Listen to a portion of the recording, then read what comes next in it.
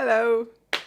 I'm very excited to talk about one of my very favorite things, listening to audiobooks. I've listened to over 100 audiobooks and 100 of those on my favorite app, which I will talk about in a second. So it makes it really easy to have your entertainment, learn more, push yourself, come across innovative ideas, and it leads to innovative solutions while doing things that you sort of have to get done anyway. I love listening to books in audio format is that it gives you a chance to listen to books and be entertained while you're doing other things. You can be doing mundane things like tracking your finances, tracking your macros, going for a walk, doing a light workout at the gym. It makes it really easy to have your entertainment, learn more, push yourself, come across innovative ideas, and it leads to innovative solutions while doing things that you sort of have to get done anyway. One of the other things I love about listening to books in audio format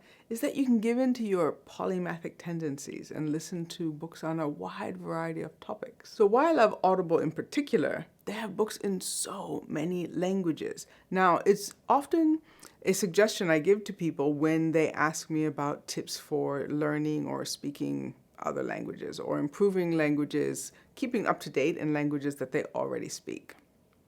So I'm fluent in English, Spanish, and Brazilian Portuguese, and listening to audiobooks is one of the things that I do in order to keep up my languages. I often recommend to students, friends and family as well, that they get books in the language that they're trying to learn and consider getting books that they may already know. So, for example, I'm a huge Harry Potter fan. So yes, I have Harry Potter, and not just book one, but many of the books, particularly my favorite books, in English, Spanish, and Brazilian Portuguese. Book one, for example, of the Harry Potter series, I know that book so well that I have it also in French and Italian. Now, while I've never taken Italian formally, I find that if I slow down the playback to about 70%, because my Italian's really not that good, I'm able to actually understand enough of the Italian to enjoy the book and learn new words at the same time. I'm able to do that, I suppose, in part because I already know 2 other Romance languages.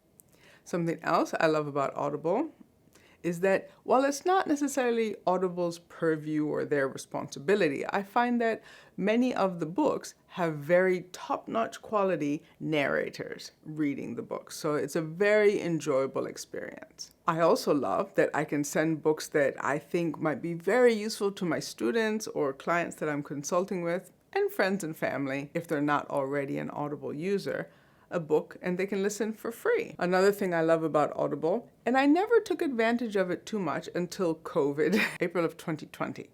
J.K. Rowling made the first of the Harry Potter books available for free. And that was the first time that I actually started looking through.